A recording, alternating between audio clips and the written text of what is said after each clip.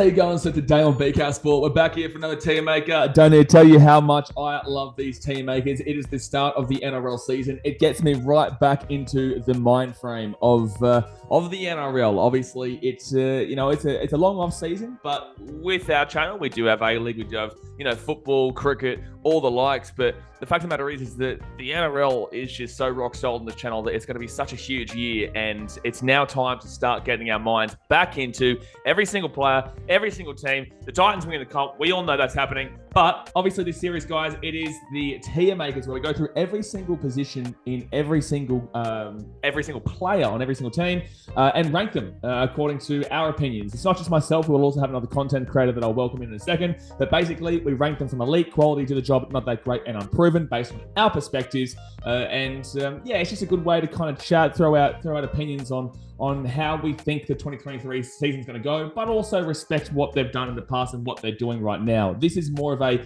team maker about what we think going into this year rather than overall, because there are players that have won premierships in the past that may not be necessarily where they're wanting to be right now because of age. There's just a lot of factors and things that go into the thought process before, you Muppets come out and say, oh, well, we think he should have been higher because he's won a premiership. That's not really what gets weighed in here. But it's, I guess, still a part of it. But, guys, as you guys know, I don't do this just by myself. We do it with another content creator. And today we've got Darlo here who he gets around the old TikTok. How you going, big fella? Oh, I'm not too bad. I'm excited to be here. But, let's get into it. Unfortunately, he's a Manly fan, so you're going to have to put up with that one there today, guys. But, what do you do in the community, man? Like, obviously, we love to see as many NRL content creators as possible, and you're another one. What are you doing? What socials are you on? I'm mainly just on TikTok, to be honest. I've got a YouTube channel. I've only got one video up, though, and when you search for it, it doesn't even come up, so it's very small. But, I'm mainly on TikTok. I do sort of news videos. I make edits and stuff. I do a bit of everything. But yeah, that's about it. That's right, man. Well, like I said, there's no we love the amount of NRL content creators that are coming through, and we've got a small community. But obviously, you're going to be just like myself, but you're actually going to be playing in the Sportshed TV charity match. You must be looking forward to that, man. Yes, I'm so keen for it. I'm so keen. And there's a couple names on the hit list. So who's on the hit list? Come on, call them out right now. I want to hear right now. Who's on the hit list? Olin Tekers for being a Parramatta fan. I knew that was the reason. Instead of a Manly fan. Yeah, no, I knew that was as soon as you said Olin Tekers, I was like, yep, Parramatta, you're Manly. It makes sense. Makes sense. So if you guys don't know about that, we've actually got Sportshed TV coming on for the other half of the team maker here in the halfbacks. That'll come out in a couple of weeks' time, just before the charity match. But yeah, if you haven't heard of that, then go and check out my video on it. We've actually explained it. There's tickets involved, $10 tickets. It's cheap as chips. Get out there, support the community. I'll be there. I can't tell you just yet what I'll be doing, but you're all pretty well aware of what I'm probably going to be doing anyway. But anyway, let's get into today's video, man, which is the 5'8" tier maker. So this is the number 6 position. And it's a pretty good position to go through here where they're pretty well defined in my personal opinion. It's going to be a good chat because the 5'8s are very important for the team. They're obviously in the spine. A lot of people obviously look at the halfbacks and the hookers most important, but the 5'8 is meant to really complement that halfback in their direction skills, their leadership skills, and the 5'8 is really, really important. And the guys who we've got here, there are some really, really quality players in this list. So yeah, are you ready to get going, man? Absolutely. All right, too easy. Well, just disclaimer before we do get into it, guys. Obviously, elite quality to the job, not that great and unproven. If a player is watching and you get put into not that great, use it as motivation, man. We are going to criticize and we are going to say that maybe you're not that great in comparison to other players. We know that you're better than us, right? You're better than playing in a charity match with content creators who, it's going to be a bit of fun. You're playing professional footy. So don't think that we're saying that you're shit house, but in comparison to other players, you're not as good. And, we know that you have the ability to because you're in the NRL. However, you need to show it to us. So don't take too much offense to it. Just, buddy, crack on and say, buddy, shush, I did it. We smashed it this year and prove us wrong. Happy for you to prove me wrong. Secondly, for the people in the comment section and the subscribers, please understand this is our opinions. We know that you're going to have a different opinion. I don't care about your biased opinion in regards to the actual play in your club, but in regards to like in general, we all understand that everyone has different opinions on different players and the way they enjoy watching footy. So do understand this is our specific perspective. So jump into the comment section, let us know what your rankings are and where you would put them, and we'll get some chat away in the comments. But let's get into it here. First of all, we go to the West Tigers now, and it is Adam Douehi. I'll let you take the floor here first. What are your thoughts on Adam Douehi? I like Adam Douehi. I think he's a bit injury prone. Like, obviously, he had the ACL. Was it an ACL injury? Yeah, it was an ACL injury last year. It's a bad injury, yeah. But he's probably the... Absolutely. And prior to Papali'i and Coruscant coming to the club, he was the best player there when he was fit, obviously. Yeah. And I've put him in quality. I think he's a quality player, quality half. And he's got size, and I like that in a 5'8". There's a lot of other big 5'8", and I think it does him well. I think he's a very good player. I'm going to put him in quality. I think that he's a good player, man. I think that maybe the reason why I'm going to relatively bite back against that in the quality factor is that I think that the guys that are going to be in quality here, you'll find by the end of it that they do have a lot more going for them in regards to just the way that you see them on the field. I think there's a lot of, faster 5'8" and just 5'8" in better teams that have the ability to, I guess, win more games. Because with Douehi, like, unfortunately for him, he is at the Tigers, but I also don't think necessarily he's going to be the most, game-changing 5'8" in the game. I think he's a decent 5'8" that gets exactly what he needs to do done. But I wouldn't necessarily go out as far to say he's on the quality tier with a couple of these guys that will be just off the pace of, for example, in the halfbacks, like a Nathan Keary, just off that pace. I feel like for me, I'd put him right at the top of do the job. Honestly, yeah. Now you've explained it. I think that's pretty apt, to be honest. Yeah, no, he's very versatile, very big, very robust, but he doesn't have, the kicking or passing game as some of the other players, and obviously that's a bit more important for a half. Exactly right. Yeah, exactly right. Like, I definitely think that he's a good player, like I was saying. I just wouldn't. There's going to be some guys here that you're going to see that just they're not going to take the game over as much as the guys in elite, but they take it over probably a lot more than what a Douehi can. But again, does the job, love it, top of do the job. Yeah. Let's move on now to my boy here from the Gold Coast Titans, who I don't believe he's going to play in the 5'8". It is the Brimdog millionaire. It is AJ Brimson. I don't believe he's going to be in the 5'8" this year. I personally believe he'll be fullback. I think JC probably be that 14 role. And I think that obviously Kieran Foran, who we'll get to a little bit later, he'll be that 5'8" role there. I think that with AJ, obviously he was a fullback that came into that 5'8" role. I know that when he was younger, he played a bit of 5'8". For the first half of the season was really, really, well, not great. I wouldn't necessarily go to say horrible, but it wasn't really his natural position at all. It wasn't looking good. The second half of the season, he did turn on a little bit, which is why he is still in this 6 category, because there is still potential that I guess Kizza goes into the 7 and AJ goes to the 6, but I just don't think that's going to happen. I'm pretty sure it's not going to happen. So for me, if I'm going based off what I know from Brimo, I would go definitely below Douehi, but I'd put him still in the do the job, because from what I saw last year, he did turn on, he learnt pretty quickly. And maybe if he had a consistent halves partner in a number 7 that really was able to take some pressure off him as well, because obviously it mixed up quite a bit last year, maybe we would have seen, even more so. So I don't know. What do you think about Brimo? But I'd put him into the job.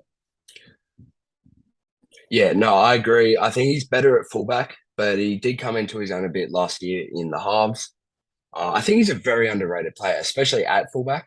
I think a lot of people don't sort of know the threat that he holds. Like, I watched him live against Manly. I was about to say, absolutely carved us through the middle, and he just has that in his locker. Like, he's such a good player. But yeah, no, at 6, I'm going to put him in do the job as well. Yeah, I love that you brought up that game, because I was literally about to bring up that game and say you probably should know. Well, he wasn't fullback in that game, but you probably should know best what Brimo is capable of because of that one down at He's so light on his feet. 100%. Yeah. No, he's a great bloke. He loves his club too, and I will tell you guys as well, disclaimer, that obviously I'm a Titans fan. Obviously, I know a lot of these boys, pretty close with the Brimdog millionaire. I'm going to rank them as best as I can. Obviously, I'm not going to disrespect him. I'm not going to be completely biased. I'm going to put him in elite. I'm going to give you my honest opinion. So I genuinely believe that's where I put him. And I think that most people would. I just think that if it was a fullback, we might actually put him even higher. We might put him a little bit higher, but as you said, he's underrated. But for now, we put him into the job, and I like that. I like that for him. But he won't be the 6. I'm telling you, I feel like he's going to be the fullback. Next up here, guys, we're going to go to Muppet Man. We're going to go to the Dolphins here in Anthony Milford. It is always his fault. What are your thoughts about Anthony Milford, and what are your thoughts about going into this year? Because it's a hard year to read for him going to a brand new team with the Dolphins. Look, I think he had an okay World Cup, but this year for the Knights, he wasn't that great. He's just, like, he used to be very good, but at the moment, he's just bang average, in my opinion. I think I'd put him in the not that great category. I just think that they could do a lot better. They could do a lot better than Milford. I actually thought about this before we jumped on for this. I was thinking what I was going to say for Milford, because I'm going to put him in the not that great category too, but I thought I was going to have to convince you on why I say this, because he did have one really good game in the Rugby League World Cup, was one.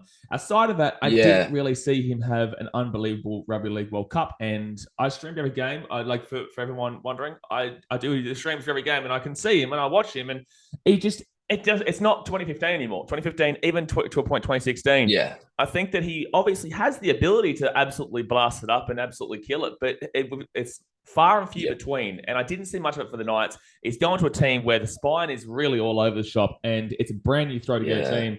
I don't know. I've got him in not that great. I don't know about him going forward, but he does have a good game once or twice a season, really. Yeah. Yeah. There we go. All right, we'll chuck him into the not that great section. Next up here, we go to the Melbourne Storm. I think we both know where this guy's going to go. I'm going to move him up here already. Cameron Munster. Obviously, for me, it's going to be, I believe that I'm going to be putting him right at the top. I don't think he will change from this exact position. I think he's the best 5'8" in the game. Yeah. I think he's won premiership. He's won Origins. He's won World Cup. He's just an absolute monster for his position. And I actually would nearly make an argument that he is actually the best player in the game right now over the likes of a Keary, which is a big call, but I think they're very, very close. Even if you wanted to go Keary, I think these guys are very, very close, different positions, but still in the halves. What are your thoughts on Munster? Look, I'd have to agree with you. He's the best 5'8" in the comp. I don't think he's the best player in the comp. I think Tedesco is the best player in the comp, but Ken Munster is the first name on the team sheet in every team that he plays in. It's ridiculous. He's so elusive. He's kicking, he's passing, everything. His game is perfect, and he's really turned it around from last year, or I guess the year before now, where he was on the piss and just you had that big still down a good year, player though. Right. Yeah, but he was still such a good player in that year. But wasn't that the year? Was that 2020 when COVID happened? And no, 2021 was his down year. It was 2021. Yeah, because 2020 was when he took Origin on his back for Game 3. Yeah, and we won that series. I don't know. You're obviously a New South Wales fan, so haha. Yeah. I had to sit through 2019 Tedesco. I was at the stadium, so listen, I'm allowed to have my talk of shit rights for the time being. But yeah, look, I think that he had that one down year. Besides that, he's just every other year. And this is another thing as well that I hate with the NRL community, is that as soon as someone has a relatively down year, people forget about how good they have actually been in the past. And, Munster has never proven at any stage that he isn't able to either bounce back or isn't the most consistent player in the cup. And look, he even plays in a fullback, and he killed it last year. Because he originally came in as a fullback. Yeah. Yeah, he got a hat-trick last year at fullback, I think. Yeah, I think it was against the Titans. Lovely. I forget who it was, I think it was against us, and I was fantastic. Yeah, thanks for reminding me, man. I don't know. He killed us down there in Melbourne when he went there. But no, he's a multi-position player that, it's just simply I've definitely got him, even if you don't have him as one, because I like the Tedesco shout. I also would like the Keary shout at top 3, but would you put him in your top 3? Yeah. I'd have those 3 as my top 3. Yeah, there you go. All right, let's move on now to the Rabbitohs here. And we do have Cody Walker, a polarizing figure that has had his moments, but I definitely am going to be putting him in quality. I think that he's really come into his own the last couple of years, obviously, especially alongside Reynolds when he was there. They were really good together. I'm not a great deal sure where he's going to go in quality. I think he's still one of the better 5'8" in the game, absolutely. I'm just interested to see if he can do it again this year, because this is going to be a big year, because last year he had Lachlan Ilias as his halves partner, so he had to really stand up a lot. And I remember for the first half of the year, he wasn't actually doing as much as we all wanted him to do. For the most part, I would even say he didn't really have that guy he could rely upon in Adam Reynolds. But now I think that he would have had that 1 year to get used to Lachlan Ilias. Ilias really did come into his own later in the year as well. So I feel like he really could have even more of a bounce back year. I don't think it was a bad year for Cody Walker at all, but I just think that this year is going to be a big one because he's had that 1 year to get used to Ilias. Ilias now knows the game, and now they're going to work well together. So I'd put him at the top of quality. So would I. So would I. I had him bottom of elite, but then I changed him to top of quality because I think that his 2021 was better. Last year wasn't as good. I think he plays a lot better with Latrell in the team, though. And he came back. When Trell came back, he started playing a hell of a lot better. More try assists, more tries. He scores a lot of tries for a 5'8" as well. But yeah, I'd have him top of quality. He gets a lot of try involvements, but I just don't think he's at the level of the people in elite. Yeah, I don't know. I think that maybe, well, last year I think we put him in elite, and I wouldn't be like if you made the argument for it, like if you wanted to really put him at the bottom of elite, I wouldn't say no because I think that the guys that are about to put this is why I quickly take a scan over the players that are here, and I feel like I'd want to put Cody Walker above those guys that we're about to put into this section. So maybe I think that Munster has a bit of a gap, like a pretty decent gap between the two. However, I think there is a larger gap between him, as in Cody Walker, and the guys that are about to come. I'd be actually okay if we put Cody Walker into the bottom of the league. Okay. Yep. I think I would. Like, if you want, like, obviously you recently had him at bottom of elite, so maybe it's not too far off the question for you anyway. Yeah. No, I'm on the fence a bit about it, to be honest. But yeah, I'm happy to chuck. I think the longer this goes, we can come back and change it later anyway, depending on how we feel. But for now, we'll put him at the top of quality, and if we feel like we need to bump him up later, then we'll do it. All right, next up here, we go to Zibarmata Squeals, a man who has just re-signed with them, Dylan Brown. Now, you've got to give us your least biased opinion about Dylan Brown here, Mr. Manly fan. What are your thoughts about the Dealbacks? I think he's a fantastic player. He is a very well-rounded player. Like, his footwork, his kicking, passing, defense especially. Like, he is such an underrated defender. And he can split defenses. He did it against us, man. I just remember him just wheeling away to score, and it was just the worst feeling in the world because we're in that game too. And just, so I've definitely got him in elite. I think he had an elite season last year, and him re-signing for the Eels is massive for them. I agree. I thought that you'd probably put him in quality. I think we put him in quality last year, but I agree. I'd put him in elite. And personally, like if I'm taking a 5'8" right now, I genuinely would take him over Cody Walker because I know that's the question that the comments are going to ask here. The question that the comments are going to ask are, would you take him over Cody Walker? And personally, right now, I would. I thought he had a really electric 2022 season. We had him in quality beforehand. He proved himself again last year. They got to the grand final. Yes, obviously, he's got a better halves partner, Mitchell Moses, than Cody Walker does with Lachlan Ilias. But the way Dylan Brown plays, man, I remember that Panthers game. Like, he took that game, by the scruff of its neck when they broke the undefeated streak of the Panthers at the beginning of the season, the first loss that they had. And he was one who scored the winning try. He took the game.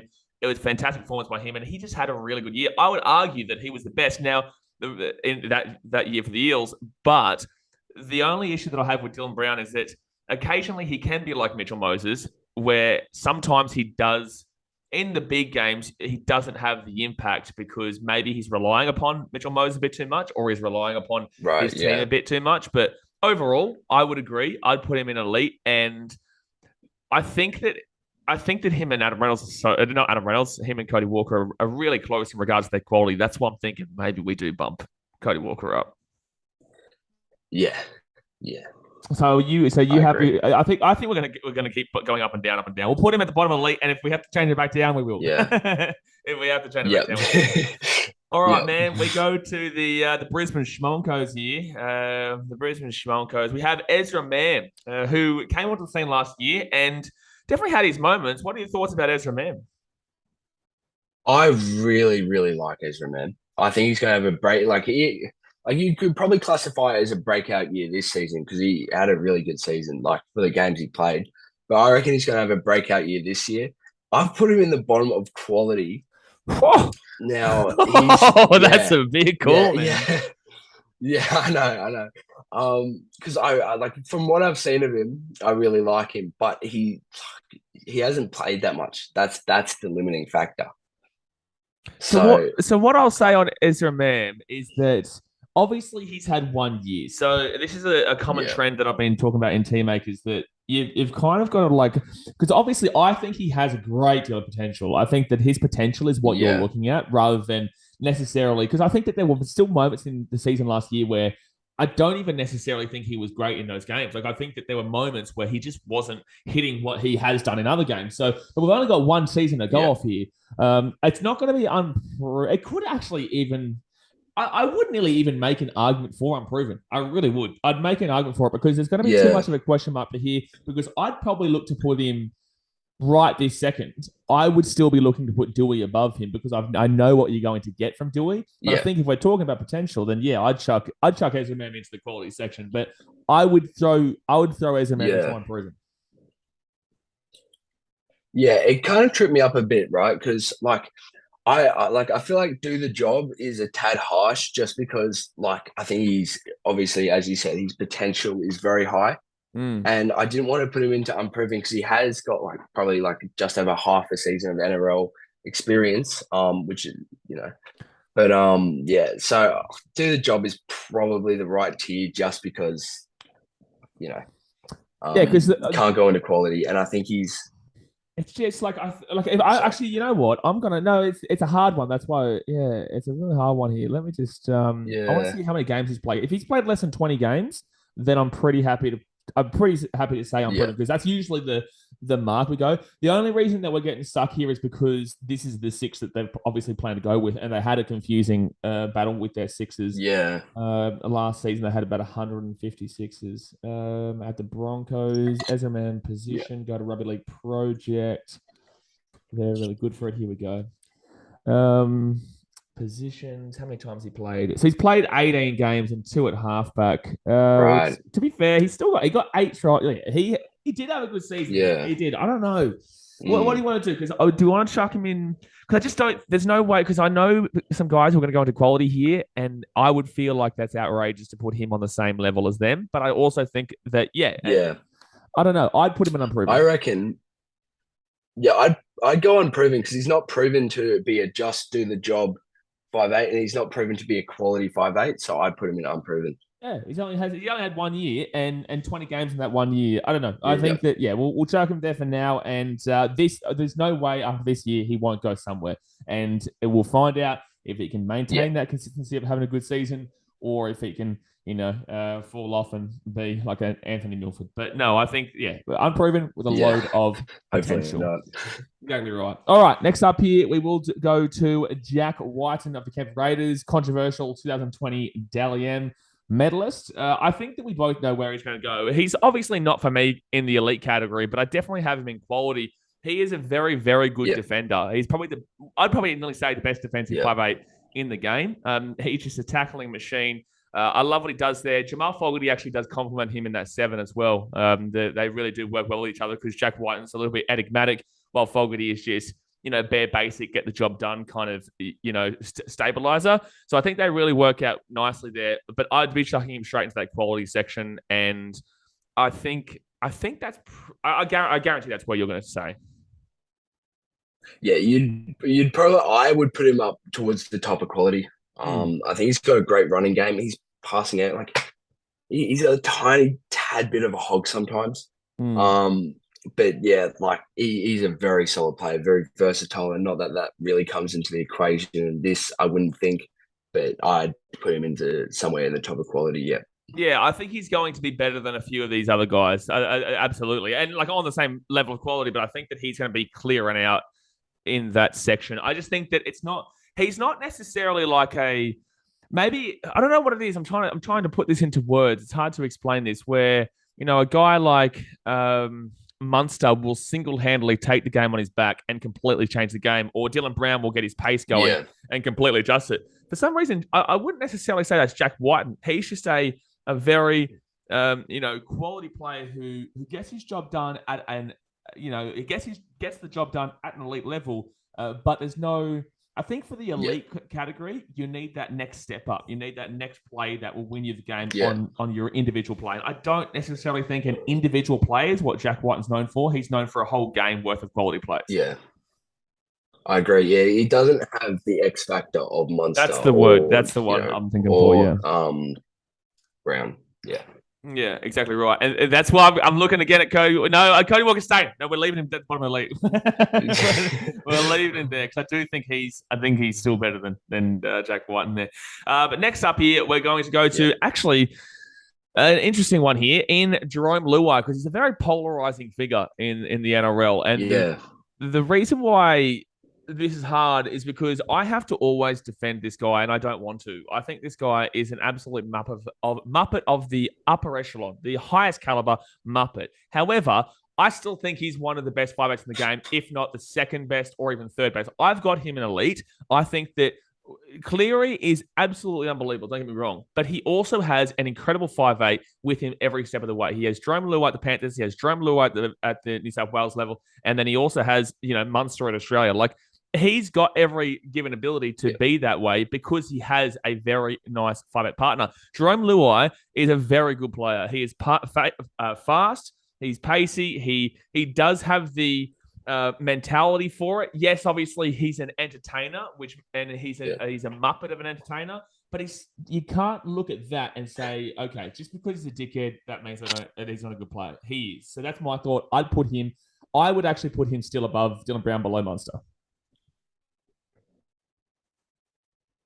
Yeah, I've put him just below Munster in elite. I think that, my unpopular opinion about Luai is that I don't dislike him that much. He can be a bit arrogant and stuff, but hear me out, right?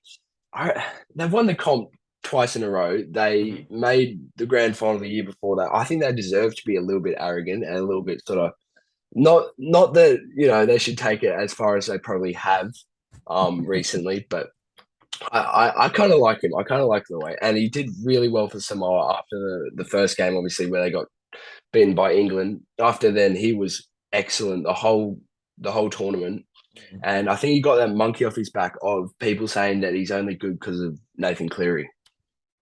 Yeah, I would agree with that. And in regards to what you said about the fact they've won 2 premierships in a row and they've got the ability to be arrogant, I agree. I said this after the grand final, and I get this all the time on streams. I said, well, stop them. Like, you have to shut them up. Like, beat them this year, and then they can't have that ability. The biggest issue that I had is that I'm very well aware that Jarome Luai, like, he stood over a knocked out guy and screamed in his face, and then proceeded to not apologize and say, I have nothing to apologize for, when everyone knows that he did. Like, at least with the Jai Arrow and Tedesco one that happened, Jai Arrow was the first person to call for medical attention and then also apologized, and also obviously didn't know that he was injured at the time.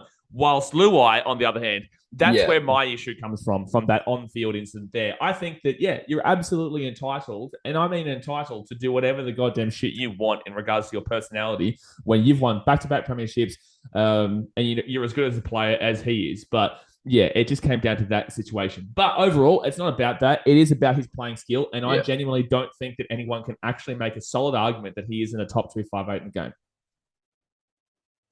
Yeah, I agree. Completely. Alrighty, there we go. All right, let's move on now to the Dragons, and it is going to be Jayden Sullivan here. What are your thoughts about Jayden Sullivan? I think that we both know he's probably going to go into unproven. Yeah, he's unproven. I haven't seen a whole lot of him. He hasn't played a whole lot of NRL. I think he's played about 15 games. I think he's a good player, but he's definitely unproven. Yeah, I think he goes unproven. I'd personally... Well, because we haven't seen much and we've at least seen Ezra Mam, I'd be putting Jayden Sullivan below Ezra, though, yeah? Yeah. Yeah, and also another thing with Jayden Sullivan is that he may not also be playing, in that 5'8" position anyway, because I don't think he is meant to be starting it because they've got Talatau Amone, but depending on what happens with his... shout out Julian, depending on what happens with his situation off field. But also, Jayden is a potential to play in that hooker role. So he probably will be in that hooker department discussion when I do that with Clarkey a little bit later on. It's gonna be interesting to see what position he plays, if he does play, or maybe he might go into that 14 role. I'm not too sure. Dragons are an absolute mess, and they always are. They're a mess for the last decade. My goodness me. Gee whiz, sort your club out. And that's coming from a Titans fan. So if a Titans fan is telling you to sort your club out, then my God, something's wrong with you. But let's move on now to my son, my little man, Josh Schuster here from the Manly Seagulls. The reason why I say that is because, so do you remember the Titans game last year at Seabuck Super Stadium?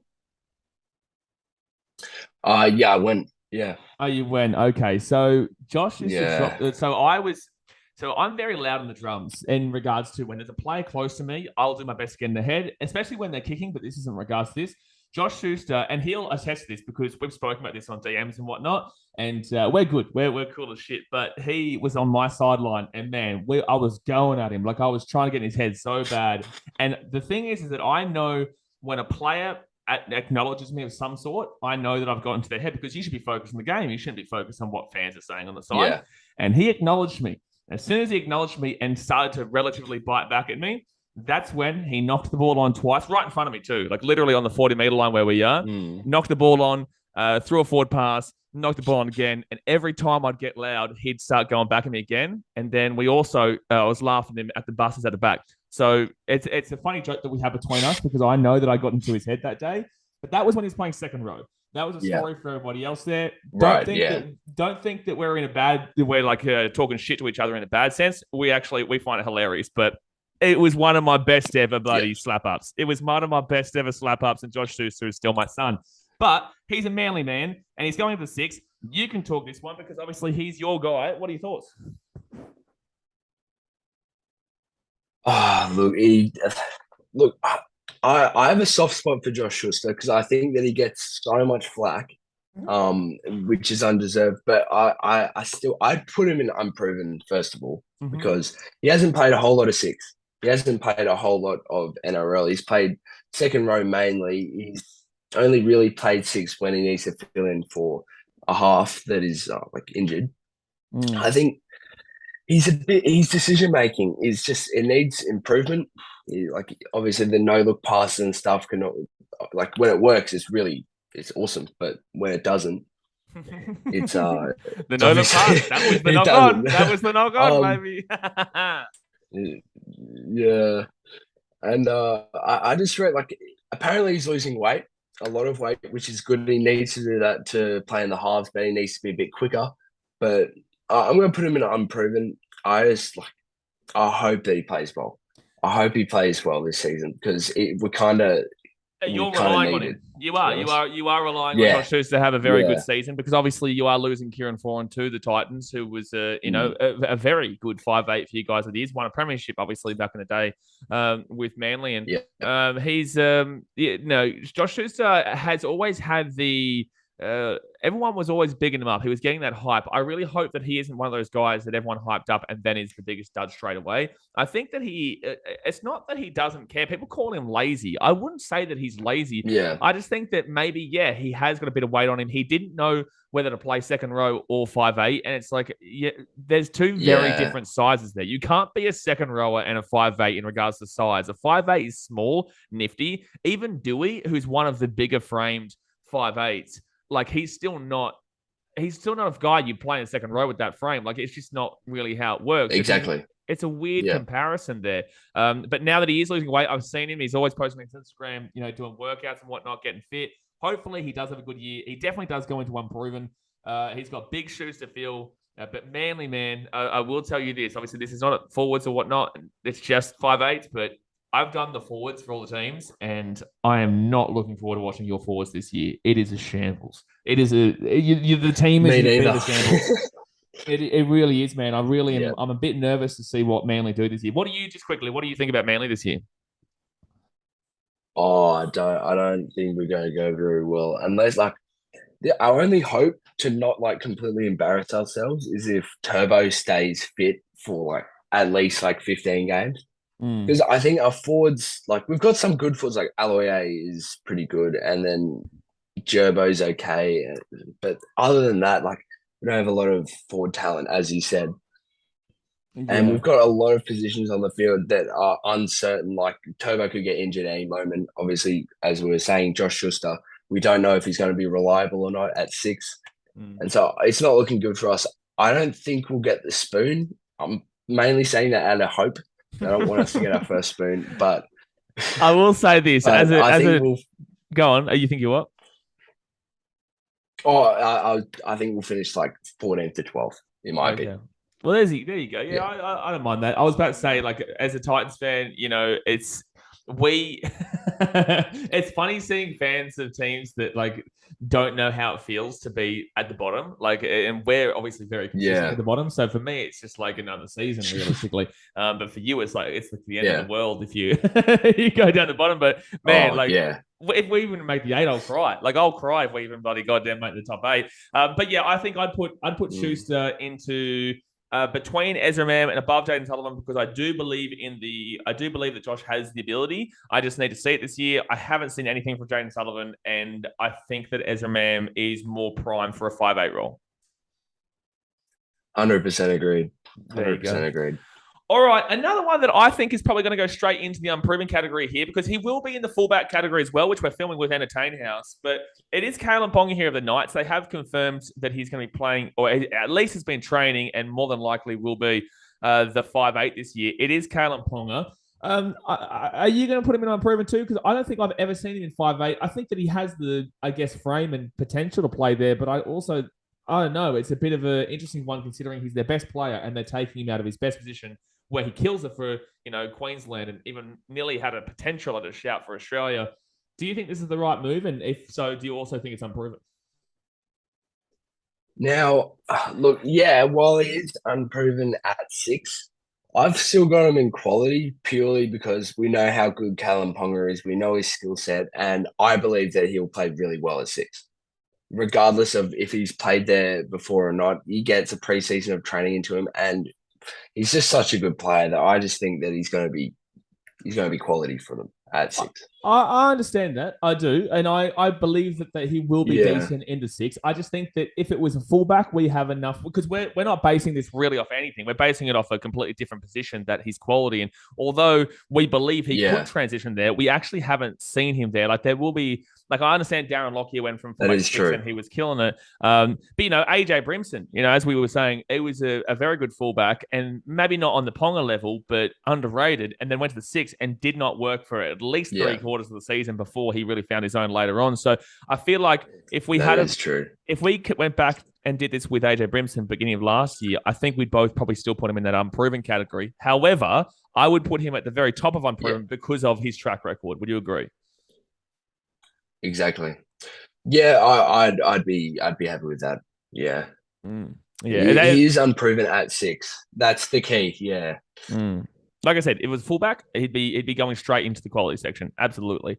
I wouldn't necessarily say, this isn't fullback, but I wouldn't necessarily argue elite. But unproven right at the top, and looking for a big year, because he absolutely has to have the year of his goddamn life at Newcastle for them to not be, in the hunt for that spoon, man. Like, he needs to have a fantastic year. But agreed. Exactly right. But let's move on now, and we're going to go to my boy. Well, this is actually a good one for both of us to talk to about, because he's coming from Manly to my team, the Gold Coast Titans. It is Kieran Foran, a man that this club is relying maybe not as heavily upon as before. Before Sammy Verrill signed, I thought Kieran Foran was going to be such an absolute, if we had if he didn't work out, man, this club would be in an absolute rabble, because we're not as much in the rabble as people think. It was just a really down year in regards to things that went on behind the scenes in regards to the entirety of the club. Kieran Foran comes into a position of absolute need. He is potential to play 7, but I don't think he will. He'll probably play that 6 role, and either Toby Sexton or Tanner Boyd will play in that 7. We speak about the halves in another one, halfbacks. I really like Kieran Foran. I think he is a very solid 5'8" that people underrate, because obviously he has Cherry Evans there, and they look at Cherry. But the reason why Cherry was so good is because he had a guy like Kieran Foran that was always, taking a lot of pressure off him in regards to just being that kind of floater, has a really good IQ, and has been good everywhere. I also want to say this. He's been disrespected for the other teams he played for at the Bulldogs and the Eels. I'm pretty certain he still won Player of the Year for the Dogs when he was there, even though they had a bad year. And I'm pretty certain he was also really highly regarded at the Eels. It was just that, unfortunately, at the Eels, he had an injury and had a couple of injuries here and there. But overall, I genuinely would be putting Kieran Foran into the quality section. Below Jack Wighton, but I'd put him into the quality. See, I have him in do the job. I don't have Okay. him near the top of do the job. But like I think he's getting older, and yes, he's got a fantastic kicking game. He's strong. He's a good player, but I don't think he is on the level with the Jack Wines and the sorry, I have Kalyn Ponga written here. Yeah, no, you're right, man. Yeah. But yeah, no, I'd have him at top of do the job, like around the top of that. I'll agree with you. Just quickly, I'll agree with you on the basis as well that he is going to a new club. We have no idea how he's going to go there. I will say that he is an older head in a young team that has so much. Like I refuse to believe that anyone doesn't say that the team list, the list that the Titans have, is genuinely a top 6 team that doesn't work out and doesn't do it, and they just for some reason fall off. Every single player in that forward pack, look at it. Mo Fotuaika, you've got now Sammy Verrills, you've got Tino Faisal-Malawi, Dave Fafita, Bo Firma, and Aaron Clark playing in that 13. There's no way that you can't tell me that on paper that is not a potential. That's a top 3, top 4 on paper forward pack, but it just didn't work out last year. And I think that with Kieran Foran coming in there, he's really going to be able to absolutely kill it this year. I think that he's going to, and this is obviously, I'm a Titans fan, I get that, but I truly do believe in Kieran. And but I understand what you're saying in regards to do the job because he is getting older and there's no guarantee that he translates because it is a brand new team. But you say what you wanted to say. Yeah, I just, he's across the course of his career, 100% in quality, if not potentially elite. I just think right now he's lost a bit of pace and he's not the player that he once was, in my opinion. Yeah. I still think he has a very good kicking game. He has a good passing game, but he's not as robust as he used to be. Yeah, I agree with you. That's my opinion, though. No, I absolutely agree because Jack Wighton is obviously still, in the prime of his career, really. He's on the peak of his career. And there's so many question marks around Kieran, and not necessarily just because of him individually, but also just because of the situation he's coming into and whether he's going to be able to. Because this is also, unfortunately, guys, you are also going to have the situation of what the player's doing that comes into your mindset when you're talking about him and ranking them. So, yeah, I'm looking forward to seeing what Kieran does this year. It's going to be, hopefully, he's going to be a massive, massive part of it. What I was trying to say before I kind of went off track as well, is that I thought he was going to be the only, whether if he plays well, then great. If he doesn't play well, the club's in a shambles. But now that Sammy Verrills has come in, that helps us out in that 9 department. Because we had no 9 last year.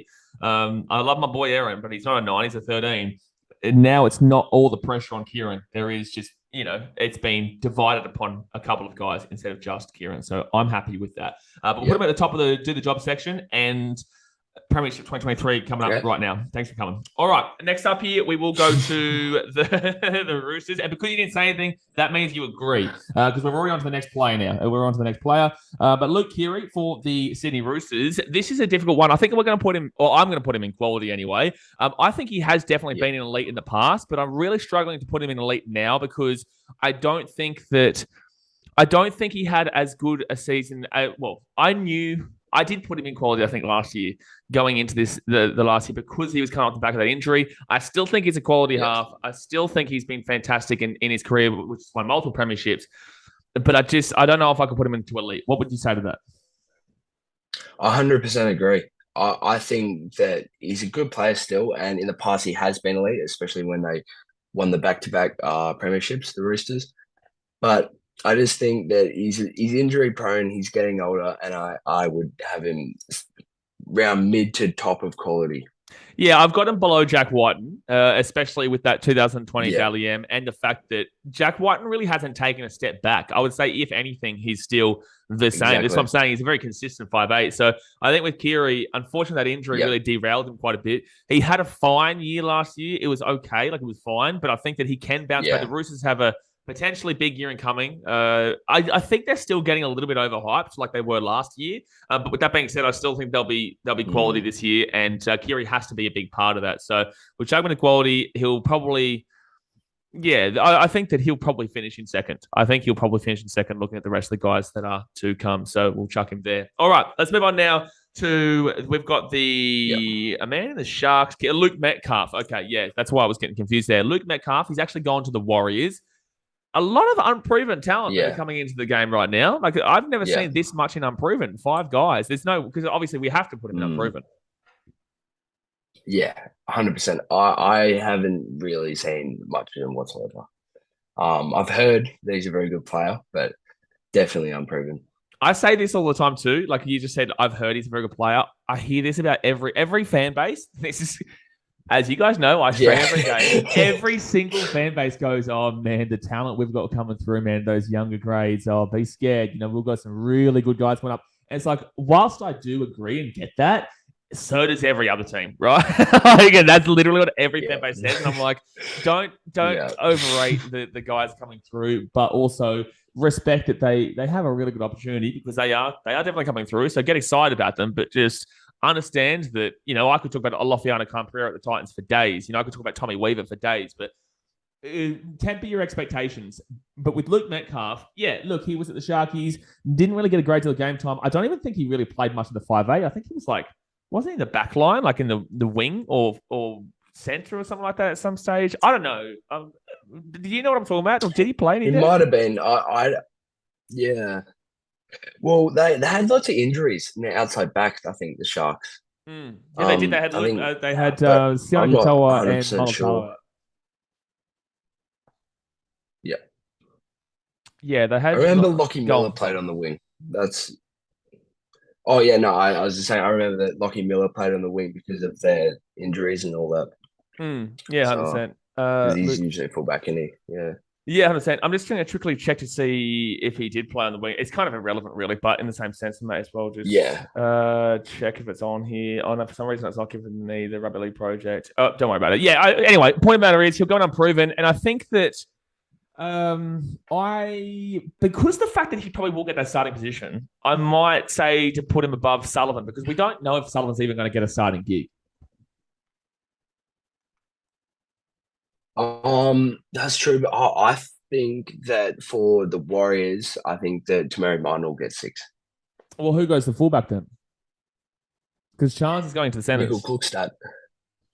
Oh, is he now? Okay, yeah. I believe so. Yeah. I believe so. I think the Chance is going to the centers. Yeah. I'm pretty certain that Metcalf will get the 6 and Tamari Martin will be the 1. But the thing is that they might interchange. Okay. Like if Luke Metcalf doesn't work, then that's exactly what they can do. They can put Tamari Martin into that 5A role. They can put Chance Clockstar into that fullback, and then whoever they get into center. But I'm not too sure, man.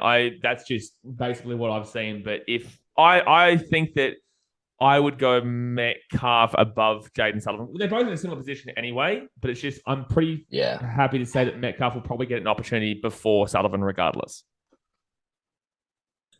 I agree that he would get an opportunity beforehand, yeah. Okay, so we've got the final 6 to go here, guys, and we go to the Bulldogs. Now, I want to say to you Bulldogs fans, right? I'm going to say this right damn well now. I get you loud, I get you passionate, I get you proud, but let's also be realistic about your team, yeah? Because there are points of this team, not necessarily this one, but there are points of this team, this team maker, that you're going to be like, well, man, why will you put them down there? It's the Bulldogs, but woof, woof, for the doggies. I get it, cool. I know how passionate you are. But, shit, relax in regards to saying you're a top 4 team. My God, holy shit. My God. Just had to go on that little rant there because I just can't get over the Instagram of all Dogs fans trying to force everyone to believe they're a top 2 team. It's like, I've been hearing you're a top 4 team for the last 10 years, and you told us you're a top 4 team in 2020 when you won the Wooden Spoon. So, or 2021 when you won the Spoon. So, my God. But let's move on now to an actual positive player on the team. He is a good player on the team, and it is Matt Burton. Who is in that 5'8" role. I'm looking forward to seeing what he can do this year. He just signed another contract with them. I think he's definitely one of their better players. I had a lot of doubts about him going from the Panthers to the Bulldogs, especially considering he was a center, and then went to the Doggies here, and now is that 5'8". I think that he's one of their better players. I'm happy to see him go, and I'm pretty sure I'd put him into quality section.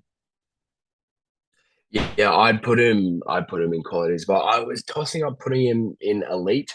But I think not yet. He's just not that level yet. He's not that level yet. And his kicks are obviously very dangerous. I think Bulldogs fans especially overrate how effective, well, not effective, but consistently effective they are. They're very dangerous against some players, but other players can field them pretty well. Then I'm not very impressed by his defense though. That's the one thing that sort of I don't like about Matt Burton. I feel like he gets bumped off a lot of tackles, but definitely quality player. I would go quality. I'm weighing up between above Keary or below Keary. Keary, I think that I'd probably go maybe, and this is a harsh one because Roosters fans will be like, oh, but Keary's won the premierships. Again, guys, it's not about the premierships. I would say right this very second, going into the 2023 season, I am more excited about watching Burton than I am about Luke Keary. And I think that that's why I would make the argument that Burton will be there. I'm not going to put him above, I wouldn't personally put him above Wighton because I think the Wighton, very good defensive. You know what you're going to get from him. And, he has won that Dally M recently, and nothing's really changed from that Dally M season for me. So I think that Matt Burton, so much potential, has the ability to be an elite potentially, just needs this Dogs team to click. Has a new coach this year in Cameron Ciraldo. Hopefully it works out for the best for him. Gus Gould's there. They're on the way up, but I've been saying for years, 2024 is the year that you make the 8, in my personal opinion. Not necessarily this year. Not putting an official prediction down just yet. However, I would put him between Kieran and Wighton. Where would you put him? Yeah, I would too. I think that it's a little harsh on Keary, as you said, because he's won premierships and all that. But I think right now, Burton's just a better player. Right now, he's really good and also has so much more to give. There's so much more to see from Burton. So needs to show it again this year. Otherwise, he could drop down. But I think that because Keary is older and is losing that step, that's why I've got Burton there, because he's still got a whole career ahead of him, and the hype around him is more than just Dogs fans. It is more than just Dogs fans there. But final 5 guys here, and we do get to Matty Moylan here of the Cronulla Sharks. This guy has been all over the place. He's been at points in his career, well, maybe not elite, but he's been quality, and then he's do the job, and he's not that great. And then I think last year we had him in potentially, I think last year we had him in not that great. But this year in 2022, I think he really turned it on again because he had the Nico Hines there that really was able to help him out. I don't think that I would put him, I think I'd still put him right at the bottom of do the job. I really would. But I think that he does do the job, and he does make a lot of errors. And I think the Sharks fans, and my mum's a big Sharks fan, so she's always complaining about Matty Moylan. But also there are moments that you do have to say, well, he's doing what he needs to do and letting Nico Hines reign free. Yeah. However, I do think they're very similar in regards to the way that their styles are, which doesn't necessarily complement each other on a great level. Because if you look at the games they won last year, most of it is flat track bullies. I get they came second, but most of it was against the weaker teams. So for me, maybe it's between either does he go above Brimson? Does he go above Brimson or below Brimson? Because this is regarding specifically 5'8". Below. I'd say below. Yeah. I think he definitely does the job. He's definitely not that great, but exactly. It's exactly what it is, right? He does the job. He does the job, and this year was good because he didn't get injured as much, which was something he struggled with. He struggled with injuries. And consistency. But this year he was consistently decent all year, and I think just do the job. Yeah, absolutely. Yeah, I think that. I'm not going to argue with you in regards to the Brimdog Millionaire. If you say he's below Brimdog Millionaire, well then I'm not making an argument against that. So, but I agree as well. Like there is that. I forgot about the injury concerns that he's always under. He's been around for quite some time now, so he's not a young gun anymore. He's definitely been around the trenches, and he's got a team there that he'll be able to do what he needs to do this year. But we're never going to see him be that main guy for the team. He's never going to be that main guy when you've got Nico Hines there. He will. Yeah. He won't be back to his 2016 form, but he does the job. Yeah, exactly right. All right, let's move on now to Talatau Amone here. Talatau Amone of the Dragons. This is I don't know what to do here, man. You know what? I love the fact that I'm hosting this because I'm going to say, big fella, you go here. What are your thoughts about Talatau Amone? Could you put him in unproven because it's unproven whether he's going to play or not? No, I don't think so, man. I think we're trying to get a club out there. I think you'd probably put him in. That's so tough. It's coming. I know it's coming. I know what's coming. I'm going to put him in not that great, purely because he was actually very good last year, though. That's the thing. And at very limited points is what I would agree with there. I'll put him in not that great, but at the top. Because he's like Milford as well can play really well sometimes, but I think Amone plays better a little bit more than Milford. It's a tough one though. So, No, I would put Talatau Put him at the above top Milford. of not that great. Yeah, I would. I'd put him at the top Yeah. of not that great because he did have the good signs towards the later part of last year. Now, disclaimer, might not be playing a 5'8" role this year. May not be. Yeah. Obviously, we don't know, so we're just going based off of the media, which is obviously always reliable. The media never ever lies about anything. So, 100%. There's, we just don't know Jack. So we're going to put him in not that great based on what we've seen. However, he did have some lights, a bit of light coming out towards the end of the year last year. But overall, you guys know on my channel that I'm always saying, like, I just need to see more from him. He's not doing what he needs to do. But a couple of games at the end of the year, I was a bit happy to see. So yeah, not that great for now. Definitely above MILF because MILF is just normally not great and then has a game or two here or there. But at least with the Moan, we saw something at the end of the year. Maybe get a bit excited about 2023. But it's the Dragons, it's the Dragons. So let's not forget who we're talking about here. But we go to the final three now, and we're back to the Warriors here, who obviously have signed Tamari Martin from the Brisbane Broncos. You were saying before that you thought Tamari Martin could play the 6. Like, you could be right. I could be wrong. But that's why I put both these guys in there, because it is the potential that either of them plays it. What are your thoughts about Tamari Martin coming from the Bronx and, going to the 6? Because he was playing as the fullback there too. Yeah. You could probably put him in maybe... Didn't he play 6 in the 2017 season for the Cowboys? Yeah, he did. He played in the grand final at 6, I'm pretty sure.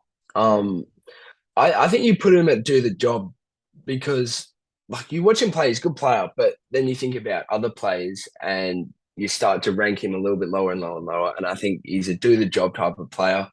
But yeah, I'd put him probably above, maybe not above Brimson. That's the player I was looking at, whether I put him above or below Brimo. Yeah. Because I think in fullback, it's a lot easier to tell what we're going to get from him because obviously that's what we've recently seen from him. And he was good for the Broncos in that fullback position. Also got a great story about how he returned to the game. But yeah, exactly, I don't know. Yeah. For me, I'm always going to be having that higher thought process of my boy Brimo. But will you choose here? Would you put him above or below Brimdog?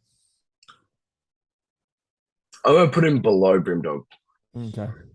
All right. I think it's so tough, but I just think that I've stuck by Brimson so long, saying he's an underrated player, and so I'm going to stick to my guns. I'm going to put him below Brimson.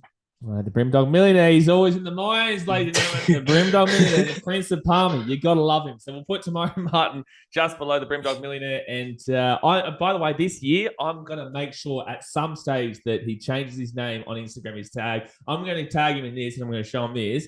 Yeah, at some stage this year, I'm going to make sure you change your nickname on Instagram, your tag, to the Brimdog Millionaire. It's happening. It's going to happen 100%. I know it's going to be. So I'm manifesting right now. Brimo, I know you're watching. Brimdog Millionaire, it's happening.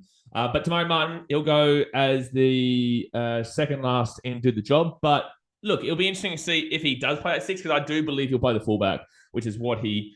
Charles Clockstar in the centre doesn't make sense to me. It really doesn't. I honestly thought that Nick Clockstar was coming to play the fullback. So I really don't understand why Nick Clockstar would go into the centres, but Warriors, man, Warriors. That's all I need to say. But all right, last two guys here, and we do go to the Cowboys, a man that really turned it on last year, especially in Origin too. Like, obviously Munster was out in that game 3. Yeah. He comes into that 6th role. This guy, it's impressive because this guy came from the Broncos, who got literally kicked out because they thought, nah, he's shit house, we don't need him. And they then had Tyson Gamble as a man, every single bloke on the planet who could think he could play 6 in their team, but didn't go to the Cowboys and absolutely killed it, man. He absolutely annihilated it there. Toddy Payton obviously got what he needed to out of him. Tate Townsend obviously helped him out quite dramatically.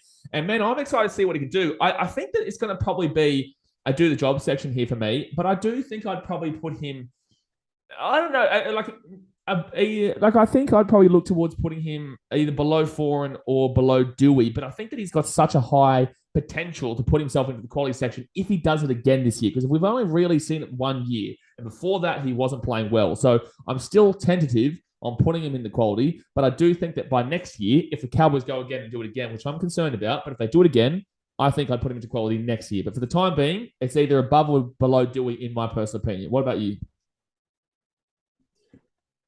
I have him at the bottom of quality. He was pretty bang average before last season. I think he had it's tough. He had a great season, which kind of skews your judgment a little bit because like he could very well just have another shit season. Mm. So yeah, look, you'd probably put him in do the job up the top. I'd Maybe probably right put at him the top, above Douehi. Kizza, yeah. But I'd be tempted also to put him in the bottom of quality as well. I just think if you look at the quality section, as we've said multiple times, Jack Wighton, Dally and also has reached the grand final. Oh well, to be fair, there's positives adhering to here, but Jack Wighton, a different level. Matt Burton have seen it at multiple clubs, and it's not just a 1 year kind of phenomenon. We have seen it with the Panthers and the Bulldogs, and also at New South Wales level now as well. That's 3 positives there. Jack Wighton's 3 positives that you could utilise is he's done it for many, many years. He's got that Dally to his name, and also he has taken his team to a grand final. And then Luke Keary, the positives is he's got multiple premierships there, right? So I just think that you compare that to Jayden, who, yes, look, obviously had a fantastic season last year, and yes, obviously won the Origin, and was a big part about winning the Origin because you need to step into massive shoes in Cameron Munster in that 3rd game, especially when there were massive underdogs. Blah, blah, blah. We all hear it from New South Wales 24/7 media. But I think that, at the top of the job, I would put him above Kieran because at least he's got that youth on his side as well. And it just comes down if the Cowboys weren't a flash in the pan kind of deal, which is always a potential, especially considering everyone thought last year they'd be spoon and they didn't. They came, top 4, preliminary final. But there is always that potential of flash in the pan. But would you agree with my reasoning just then on why I'd put him still on top I would definitely agree with that. I would agree with that. It's very close to home because Manly made top 4 2021 and we turned out to just be a flash in the pan. And so I'm always mindful of that. But I'd agree with that reasoning. Yeah. He's not proven over the course of multiple seasons just yet. Yeah, exactly right. So, all right, so we'll put him right there at the top of do the job. And I feel like with the do the job guys here, they're not on the bottom end of do the job. I think the only person who would be on like a really bottom end, like close enough to not that great, is Matt Moylan. I think all 5 of the other guys actually would be like on their own little list compared to Matt Moylan. I think that Moylan actually is looking a little bit on the out of there, and you could nearly make an argument for top of not that great, but I do think he still definitely do the job, and I'm not going to change it.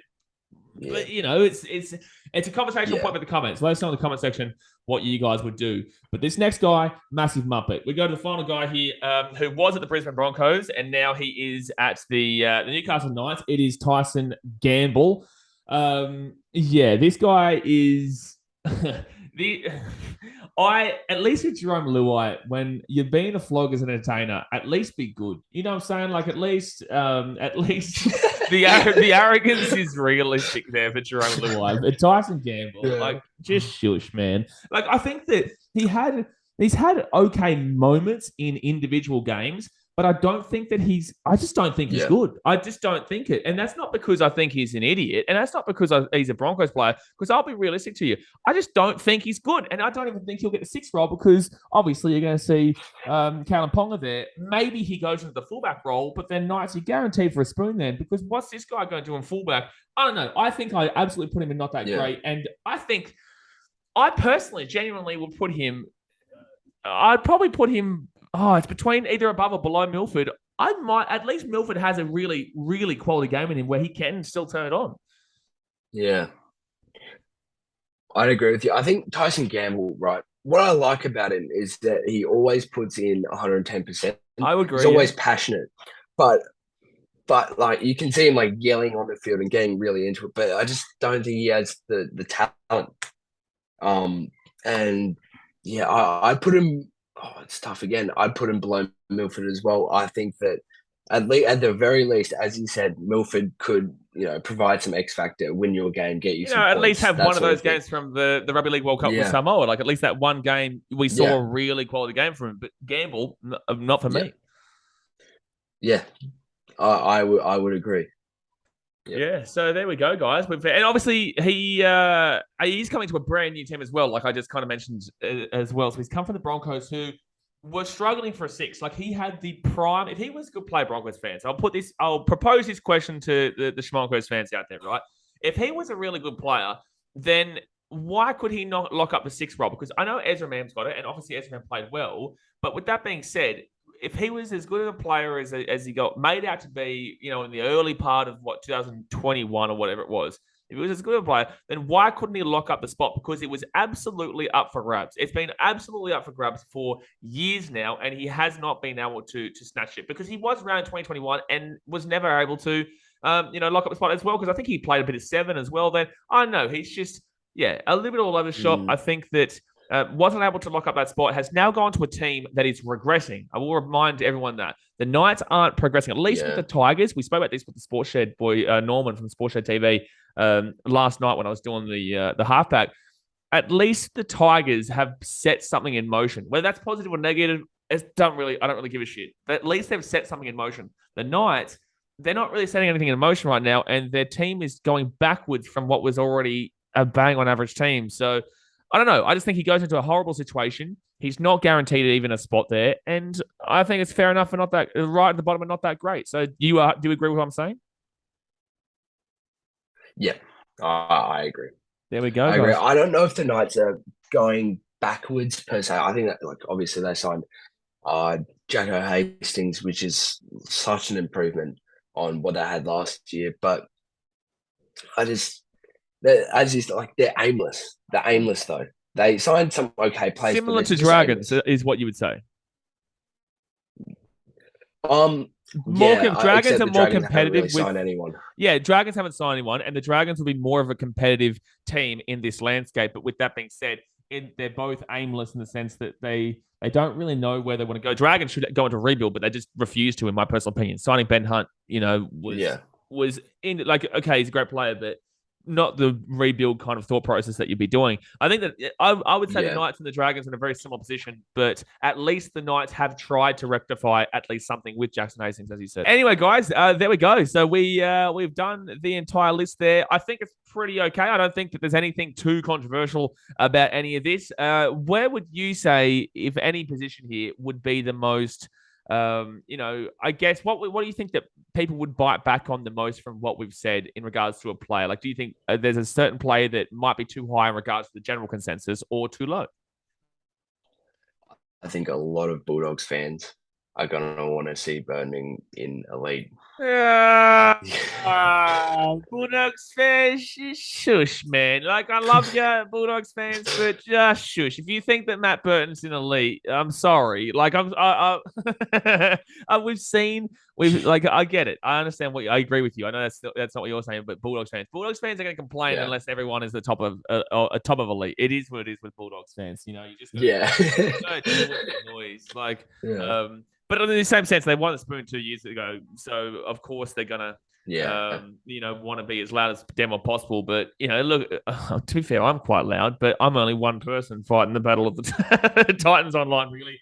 But yeah, overall, I think maybe the biggest question mark might be if Jayden isn't in quality. I think the people will look at 1 year from Jayden and they'll be like, oh, maybe he should go in quality. I just think that if you listen to actually what we said and don't just skip to the end of the video and look at the order, which is what a lot of people do, you actually understand why we put him there. But there's definitely no arguments with that elite category. I also am happy that Cody Walker is up in that elite category now rather than quality, because Jack Wighton, Matt Burton, and Keary are on a different level to Cody Walker. So yeah, I would agree with that one. But there we go, guys. We're all done here for today. Darling, mate, let everyone know where they can find you and give yourself a bit of a plug. Yeah, so my TikTok is Blake Darlo 24, and it's got a link to my YouTube in the bio, the little, you know where it is. Yeah, that's about it, because I don't really have an Instagram account. So yeah. Well, there you go. Well, I'll chuck the link to the TikTok in the description anyway. I barely use TikTok really, but I'm trying to get back in. I'm trying to get into it this year. So we'll see how that one goes. But there will be a link to Darlo's TikTok in the description. But thanks for coming on, man. Appreciate you for joining us. No worries. It was a good time. 100%, man. All right, guys. Well, there we go. So let's hit that thumbs up button. Subscribe if you are new around here. If you haven't subscribed yet, you're an absolute muppet, because we're absolutely killing it for rugby league content. We've got another 9 videos of this for all the different positions. Random stats guy one went for about 2 to 2.5 hours, right? So there's definitely not short, and that was for front row forwards. There's definitely not short of content coming up for the season. Plus, obviously, the charity match that's coming up in a couple of weeks' time. I will be there. Can't tell you what I'm doing just yet, but I will be actively involved. So if you're in Sydney and want to come down, it'll be at the Leaguecombe Oval on the 25th of February. Absolutely smack it up. $10 tickets. Just get down there and see us all. I'll take us there. You got Darlin, myself, Entertain House, the Sports Shed boys. Apparently, I've got word that Hazem Al-Masri is going to be coming down. Apparently, Kennedy Sherrington. We've got a heap of fun that's going to be had down there at the event. So come on down and support our community, and have a good time. But like I said, that's all done here for today, guys. Thumbs up, subscribe, and I'll see you guys next time. Thanks for watching. Catch you later. See ya.